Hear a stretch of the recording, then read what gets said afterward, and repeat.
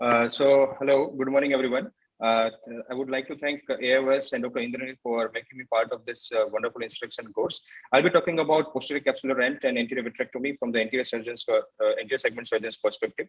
I don't have any financial interest to disclose. So every cataract surgeon wants their surgery to be perfect, and they want to give good outcomes where they can have a good chop and with IOL implantation in the bag, and the surgery is done within less than 10 minutes. But all the cataract surgeon face a situation where the posterior capsule is ruptured inadvertently, and we all have to know how to manage such cases. So looking at the literature, PCR rates have been documented to be as low as 0.2% to 14%. So there is a quite variation because it's dependent on various factors, including surgeon-related and patients, eye-related and other factors. Vitreous loss also has been reported in the range of 1 to 5% in PCR rates. So there are various predisposing factors which leads to PCR intraoperatively. So there are the important ones are pre-existing small pupil or intraoperative miosis, very shallow or very deep anterior chamber, a certain type of cataract like posterior polar cataract where pre-existing posterior capsular weakness is present, or a pseudo exfoliation where patients have weak zonules. If an inexperienced surgeon is operating without proper supervision, then those also they can also end up having a posterior capsular rupture. Rhexis related issues like small rhexis or a rhexis radial tear, especially in intimus and white cataracts, are other factors which can lead to PCR. So PCR can happen at any step of the cataract surgery. I'll be talking more about a case of hard cataract where PCR happens during lens manipulation, a case of where the surge happened in a case of iris hoop during last piece removal, and a case of posterior polar cataract which was operated by a young surgeon.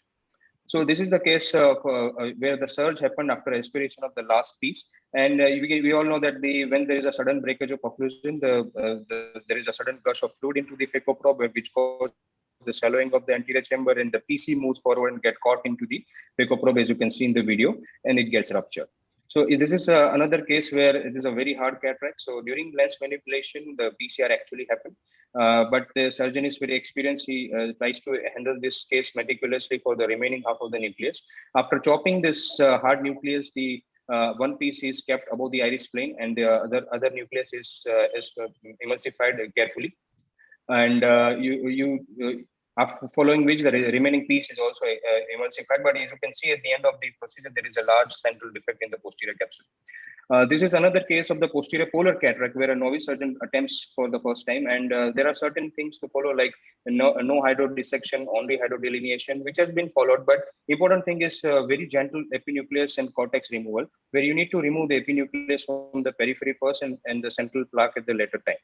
But in this case, the surgeon becomes a little aggressive with the removal of epinucleus, as you can see in this video. And during that, when the removal of the central plaque happens, the PC gives away, and because of that, there will be an opening in the central opening in the posterior capsule. Now there is a PCR has happened, as encircled by this. Important thing is not to panic in such situation. First, identify that there is a PC rent. So you have to inject OVD before coming out, before stopping your fluid.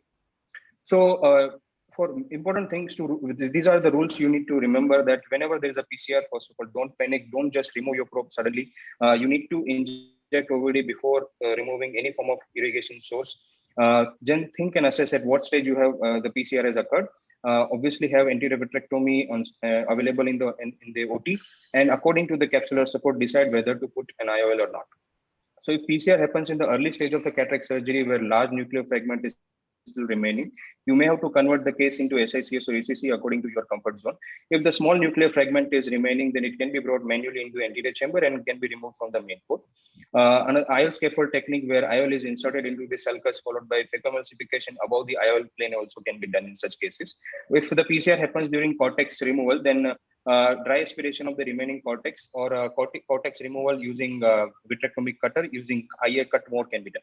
So for all anterior segment surgeons, it is important to know basics about automated anterior vitrectomy. Foremost, you need to have a tight and no leaky incisions. If at all any leaky incisions, you need to suture them and have a closed chamber. Keep the aspiration flow at minimum, vacuum adequate, and cut at maximum according to the machine availability. Have separate infusion and aspirations. For all anterior segment surgeons, the cut IA mode is more important because we want to just cut the vitreous and not pull it. Posterior segment surgeons use IA cut mode for the PVD and other maneuvers for the vitrectomy. You can use triamcinolone acetonide to stain the vitreous, and it will help for the better visualization of the vitreous. You can also insert pilocarpine for constriction of the pupil, which will prevent further upthrust of the vitreous, and also can, when in a constricted pupil, you can see pupillary peaking, which can also help with the identification of the vitreous. So automated anterior vitrectomy is done generally from the limbal approach and Pascaline approach. I'll be talking about limbal approach, which is generally preferred by all anterior segment surgeons. So this is the case where PCR has happened and iris flow IOL has been implanted because of the very less capsular support. Now the surgeon is checking for the vitreous presence in the anterior chamber, and after staining with the triamcinolone, you can see there is a vitreous strand coming through the pupil into the anterior chamber and floating into the anterior chamber. So this will definitely require, removal and using automated anterior vitrectomy. So this vitreous strand was cut using automated cutter in a cut IA mode. So first it is cut from the residual vitreous and then it is aspirated. This is another case where it is a case of traumatic anteriorly subluxated nucleus where SFIL has been planted.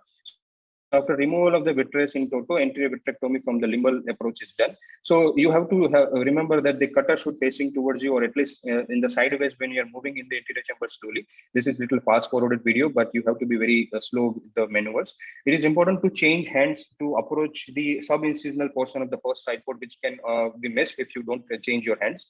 And slowly move the vitrectomy cutter along the pupillary border. Don't go under the iris in a blind manner. So just like any, just like the phaco incidence, just like the PCR during phaco, if you before removing irrigation source, you need to inject OVD in such cases also. So at the end, after the surgery, after the IOL implantation, it is important to do sweeping movement to check for the vitreous. You can use triamcinolone also to stain the vitreous, just like in the previous case. Here I am using pilocarpine to constrict the pupil, and there were a few vitreous stain which can be taken care by automated anterior vitrectomy. Always make sure that the wounds are not leaky, and the patient did fine with the stable IOL, round pupil, and no vitreous in the anterior chamber. This is another case which is already operated for cataract surgery and has been sent for automated anterior vitrectomy as PCR was missed, and PCR was missed in this case.